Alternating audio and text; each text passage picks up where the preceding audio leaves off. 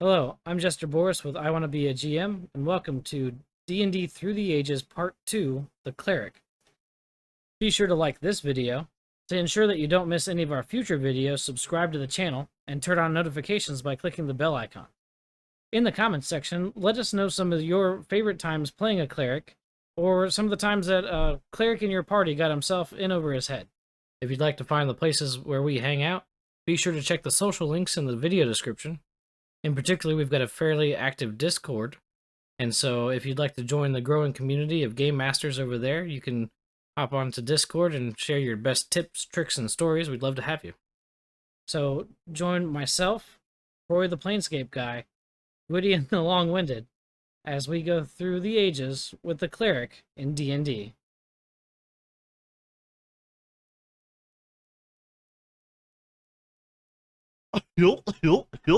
We're back. Hey, Max, look, we're on TV.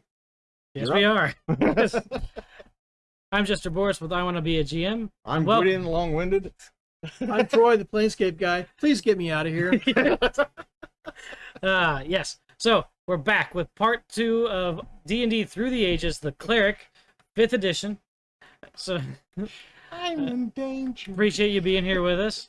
So we're gonna jump right into it, and I'm open to why again with the pages being difficult to access. There it is, page 45 in the 5th edition Player's Handbook, where we're going to find that the cleric still has the D8 hit die since 2nd edition.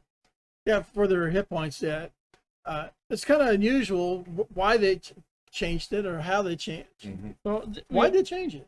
I don't know. So 2nd edition fighter was the only other class, or fighter and paladin had the class had Yes, 10s, and they changed them all. right? Yes. But now we've got several other classes that are 10. So fighter, paladin, ranger has picked up a 10, and barbarian has gone up to 12 now. Well, So Love that. 5th edition is definitely quite a bit beefier in the character than the older editions. Maybe not as much as 4th as we just saw. But we're still on a D8 4-hit die, and that helps keep the cleric on the front lines. Page 57. which would mean then, when he does Cure Light Wounds, he's how much? But we'll get into that in just a sec. Oh, I 'cause jumped I'm- ahead of where Yeah, that's on I'm page sorry. 4. Well, Cure Light We're Wounds, on page 1. Cure Light Wounds is back that way. But I was going to talk about, since it's here in the class description, rather than located back in the book for no reason. Channel Divinity for Turn Undead and Destroy Undead, with a comparison to 1st edition, which has a bit of a change, which we thought was kind of interesting here. So you have a range of 30 feet. You force the affected undead within that range to make a wisdom saving throw, and if they fail, they flee. At 5th level, when an undead fails its saving throw, the creature is instantly destroyed if its challenge rating is below a certain threshold, as shown in the table. That's page 59, if you're looking to reference that. So that's starting at 5th level, a CR of 1/2 or lower, instantly destroyed. At 8th level, a CR of 1 or lower. And according to the way that they scaled monsters in 1st edition, a CR1 would be a skeleton. And so, Troy, you had that table over there. Well, out of the 1st edition Player's Handbook, page 75, a skeleton is not destroyed until level 6. So they can be turned, or they need a higher number on a D20. But at level 6, they are destroyed. So now that's level 8. Yeah. I found that kind of interesting that they have that kind of change, making the skeletons stronger in 5th edition. Yeah, a little bit of change there. But I think this is a lot cleaner than what we just went through in 4th edition. That's very user-friendly, the way that's written. Absolutely. And they separate it out again. They give you healers and warriors to kind of choose from, and then divine agents. So in creating a cleric, you've got these different areas, and within the areas, you have more choices, and it's not so limited like it was in 4. 4 Right. was pretty much you really got railroaded in 4, and you had to homebrew to pull yourself out of that. Here, they've actually expanded it beyond 3. Yeah, we mentioned some of the paths. We've got, so there's domains, of course, and then Man, there's actually a lot in the cleric. There is. Subdomains, nature domains. We're trying to figure out where they've got the. Light. There's the path. So, Oh, that's a druid. You went too far. yep, druid still is a separate class. Stinky druid. If you're wanting to be a healer, basically you pick the life domain and you couple that with one of the deities that has a life domain, and you work with bless and cure, restoration. You get spiritual hammer from the deity. Again, that's you're the one. getting domain spells again, as well as your regular spells in this. They kept that and working with channel divinity. So there's a life domain that you work with. As they progress in levels, you get 8 plus your constitution modifier, whatever that is. And as you go up in levels, you have a choice of rolling an 8-sided dice or taking 5. So actually it's one better than the middle of the road. So you can just take 5 on your next level, or you can chance it and roll an 8-sided dice and hope for a 6, 7, or 8. Not too dissimilar from what they did with 4th edition, where as you level, They you just gave you 5. right. Yeah. But So- this at least gives you the option. Is that 5 flat or is that 5 plus con bonus? No. Just Your 5 flat. con bonus, plus your con bonus modifier per cleric level after Yeah. the first. So 5 plus con bonus. your con bonus. Oh, I'd take that. I'd Oh, take that. Yeah. I do. My dice, I do. No. my dice don't like me enough. No, to try it. I've ran out of places to put my dice, so now I just you're dead to me and put them back in the bag. You know. and Yeah, go I from got there. that same bag. You've seen me do it in Yeah. the campaign. It's like Gwydion's going to roll. I might as well look at their next attack. How many people have actually found dice a week later when you're vacuuming and you find a dice behind a couch? You know, Because you've thrown it. because you've thrown it. You toss it or something. So here again, we've got cantrips. Now the big difference in 5e from all the others is cantrips are the power spells. These are the ones that you can use over and over and over again that don't cost a spell slot. And as you go up in levels, they start generating more numbers. There's one particular cantrip that if the party is injured, instead of, I think, an 8-sided dice, you roll a 12-sided dice for damage, and it goes up. Need to find that particular one because I've used it. Well, and can't remember I was getting which lost one it back is. here in the spell casting stuff, but Maybe. trying to double check Cure Light Wounds, which is the spell that we've been double checking as we've gone through the ages. It's been fairly consistent, with the exception of 4th edition, which was just different completely. Yeah, it was. 2nd edition I liked. No, sorry, 3rd edition was D8 plus a max of 5, scaled with your level. Yeah, So they're pretty solid. it was diet plus 1 max 5. I was remembering the page number from 3rd edition. I hope everybody's remembering all this because there will be a test later. No, there won't. It's Tell them that. It's an open internet test. 5th edition SRD is what you're on if you're needing to be online with the information. SRD 5e, isn't it? I forget what the exact thing is. I but think it's SRD 5e. use the Google machine. One of the interesting things about 5e that got a lot of us old timers upset is we called it, at least I called it, and several others that I knew called it the Millennial Edition, because to us it was a snowflake edition, because I run a rogue, but I want spells. Well, I'm a fighter, I want spells. No, I want this, so it's like everybody got an opportunity to have spells, and that rubbed us the wrong way, because no, you're a barbarian, you don't get that. Well, they've got spells, they've got barbarian spells, and there's surges that they can have. There's bonus actions. That's something that was brought into this, is they get an action. Some classes, some characters get a bonus action along with what they do, and those are absolutely class specific. There are some races that gain a few of those as well, but when we started looking at it, and some of the spell surges and some of the tables that a DM rolls, especially if they roll a 1 when they cast a spell, wild magic surge tables can make things kind of fun. Rogues can have like firebolt spell, just one spell, casting a firebolt. So it wasn't really a super imbalance, but it gave everybody a little taste of every aspect of the game per class. And, we're okay with that now. We've let it go. Sure. Let Well, it with go. 5th edition adopting Forgotten Realms as its primary or canonical base, Forgotten Realms is much higher magic than a lot of the other world settings or fantasy settings that you'll see. And so they express that theme through the classes a lot differently than, for example, Dark Sun. That's in a sort of post-apocalyptic, a wizard corrupted the sun, and everybody's back into the Bronze Age in terms of technology for the most part. That's going to be a different character. That's going to be a different understanding of magic. That's a different world setting to survive in, as opposed to Faerun or Greyhawk, Ravenloft even. And that's where we see a lot of that, those class features and the ideas spring forward. And I think it fits really well with Faerun. You have some pretty cool adventures, and that's just kind of the theme of it. So as we get into Cure Wounds, out of here, not light, not medium, not heavy, not severe, just Cure Wounds. It is 1d8 plus your spellcasting ability modifier.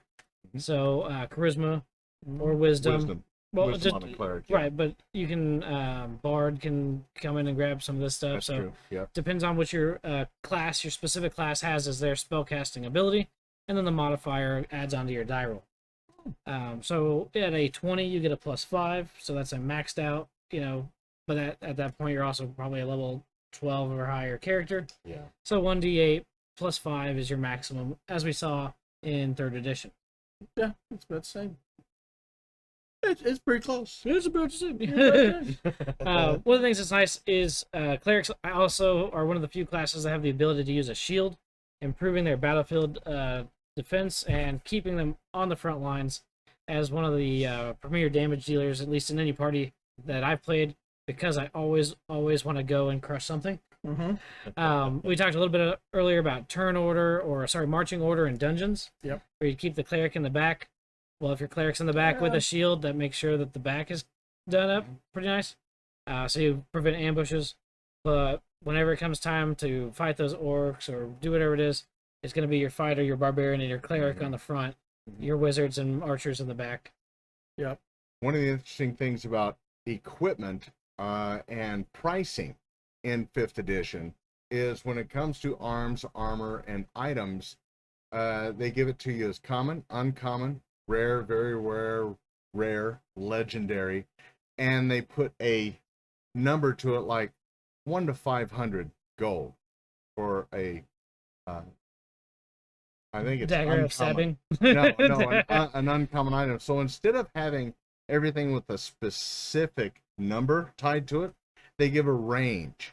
And it's taken some time to get used to that, to where as we go up in levels, we're finding that if we gauge things at a lower cost, or it depends on how the town is faring, if they're needing money, if one of the problems is taxation and everything is like at the maximum for the uncommon, it gives some more leeway on stuff. Whereas when we're playing in Pathfinder, everything has a set price. So we just go out and we adventure and we try to sell stuff and do things to get this one item.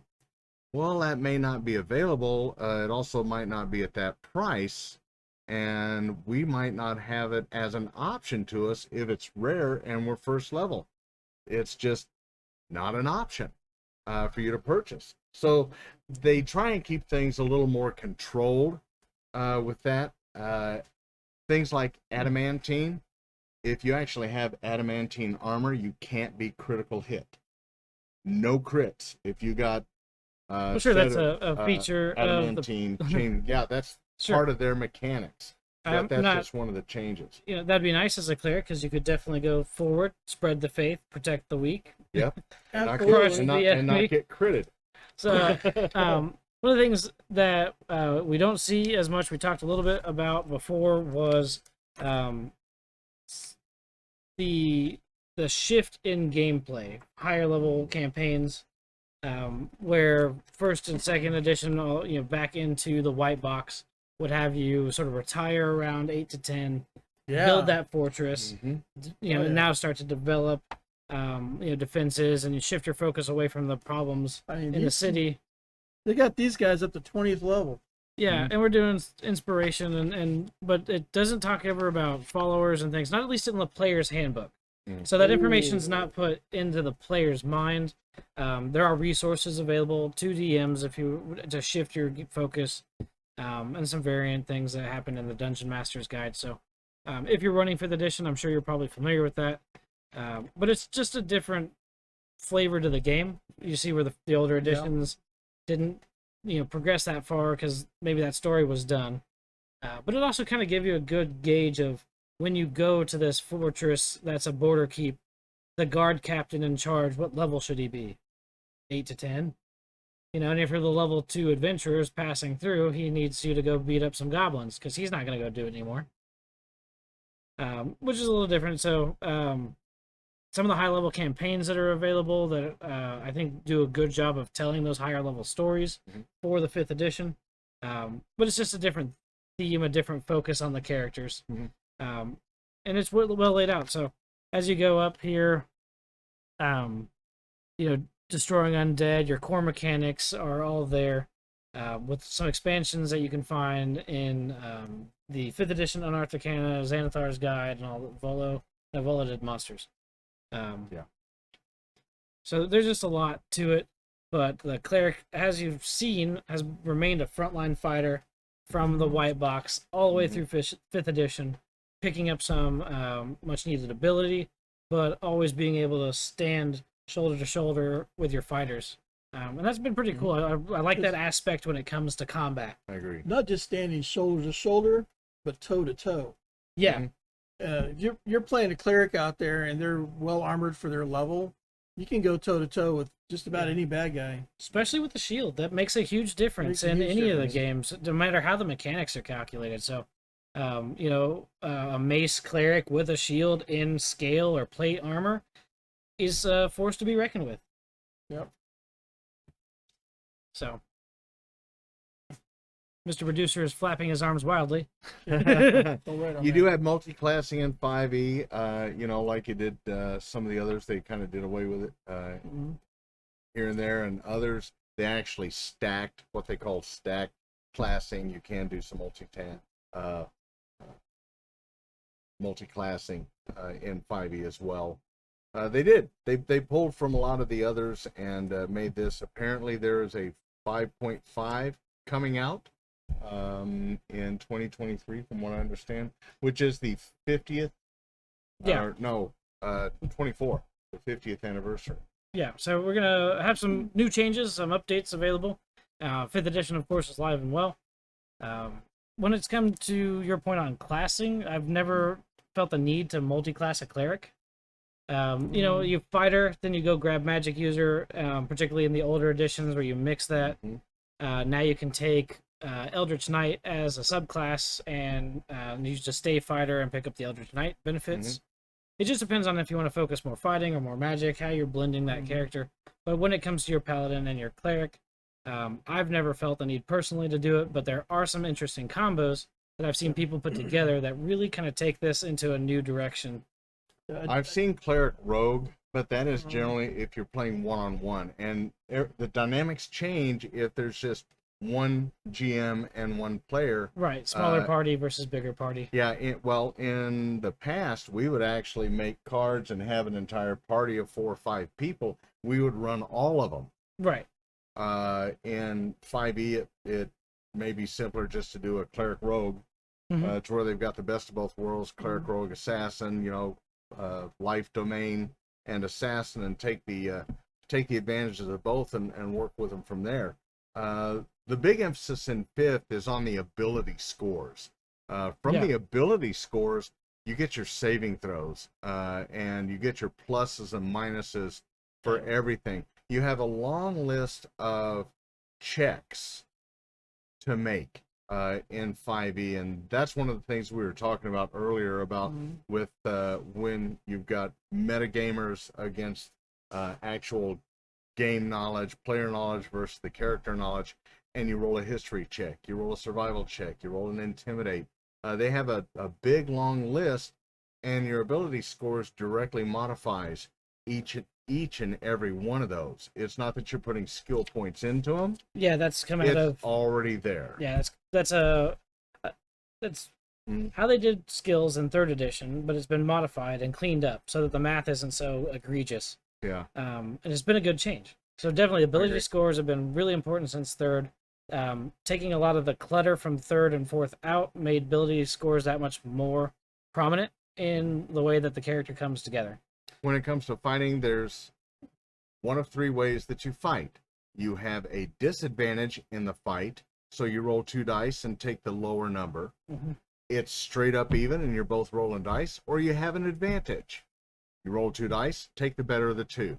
That's what they've pulled it down to, and there's certain spells, certain abilities, certain times, especially with a rogue assassin that has sneak, plus as an assassin they get critical as well. Sometimes a first level assassin is rolling 6 die 6 on their first attack with their arrow at distance. Pretty sweet. It can be pretty cool as far as I'm concerned. When they're playing that, because they get an automatic crit as an assassin if the others have not attacked first. Right. Yeah. So there's a lot of mechanics in here that are great. If you can play it well, you just have to pay attention to the mechanics, build your character around the mechanics, and know that your ability scores is what modifies those mechanics. One of the things that, as we're talking about combat, I didn't mention, the cleric gets a boost to the number of spells. It seems like they've probably just cleaned up the chart here, having just looked at the charts from third and fourth. Mm-hmm. So at first level, you have a proficiency bonus of +2. You get 3 cantrips as a cleric, so you get clerical cantrips, and then 2 first level spells. And so that would include your domain spells and then spells from the cleric's list. So rather than a 1+1, they're just calling it 2 now. Yeah. And that cleans that up in terms of spell slot management. The way they handle magic is slightly different from some of the other editions. Mm-hmm. But they've made the bookkeeping the same between cleric, so your divine casters and your arcane casters and so on. Keeps it a little easier, makes magic more understandable because it's the same across the board now. Yeah. And cantrips you can use over and over and over again. They don't have their own slot. It's just you can only choose 3 or however many it allows. Well, depending on your by level. the time you reach 10th level, you'll have a number of 5. You'll have 5. But that's where your max is 5. To choose from. And that's how many you can cast. So, a little bit of change in the spells list, domains reorganized a little bit. But I think the cleric came out well through the additions. It's been a standout in the game the entire time. It was one of the core 3 in the white box. I've always enjoyed playing a cleric. I don't know why anyone would want to shy away from it. That you're not the healer. You can heal. You can provide that benefit to your party, but you do not have to sit in the back and worry about taking a shot. You can be up front. You can be in combat. And then you can pick up the barbarian when he runs into a tree or something. It's a lot of fun.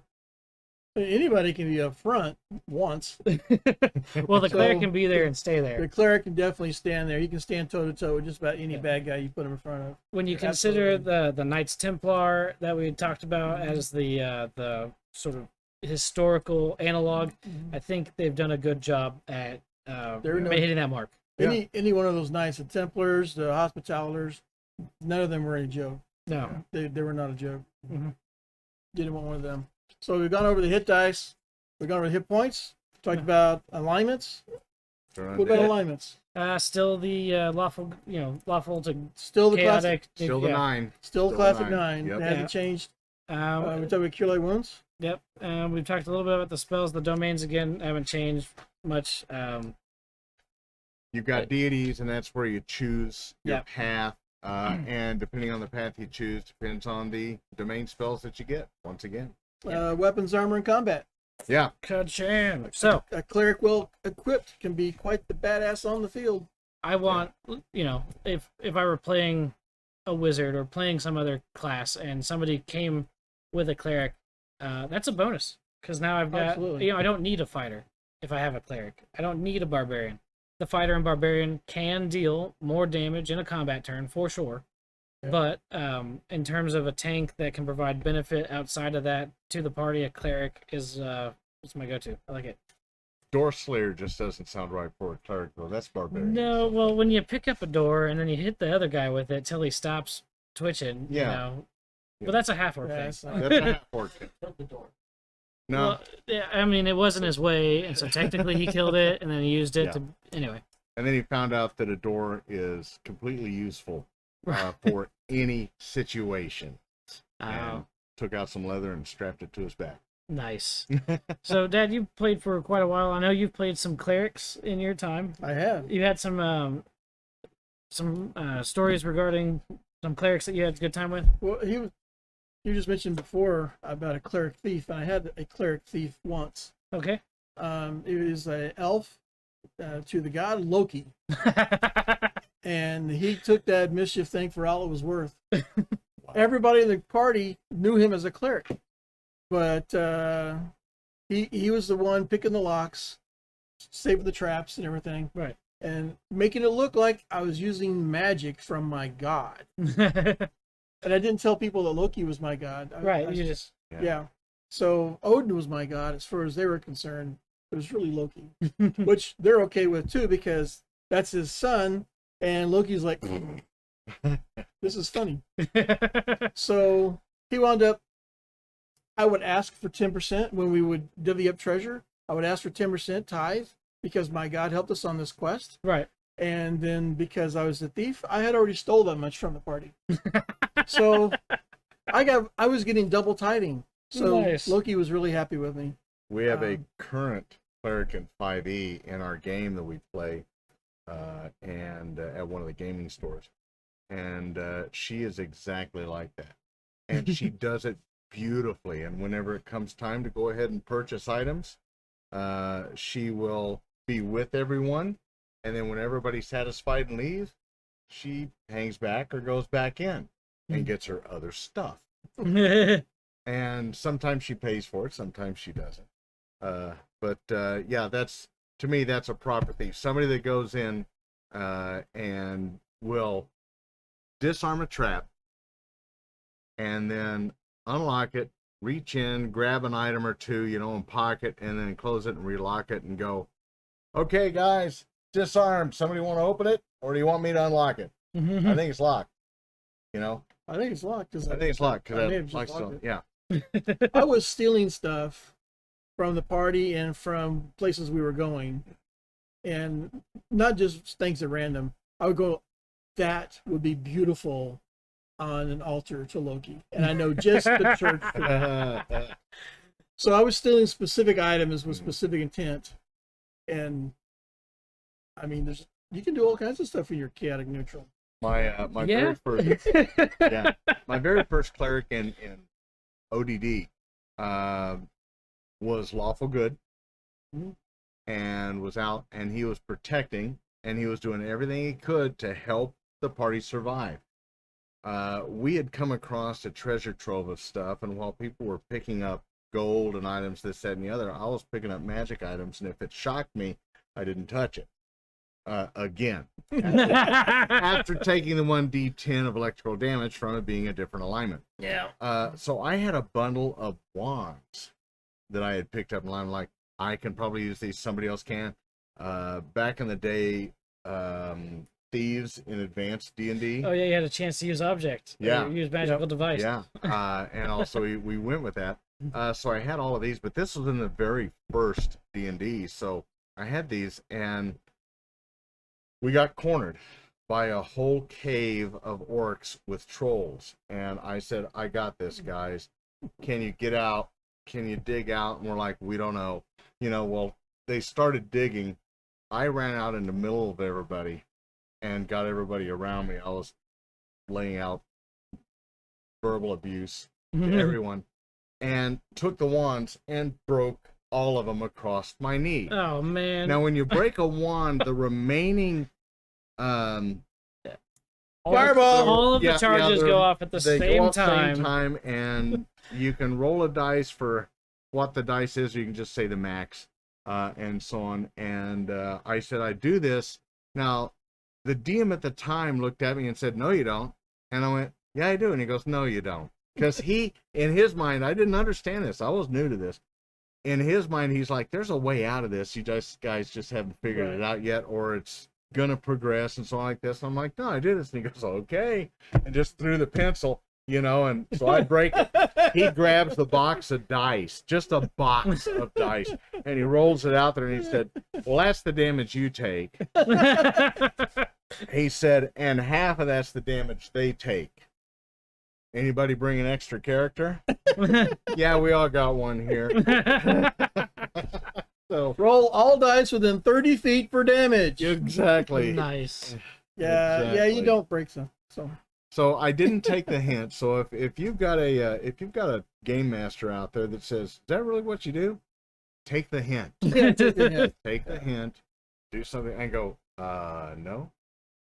So we have a lot of stories. We've been playing for many years. All of us, even Mr. Producer's played for a little while.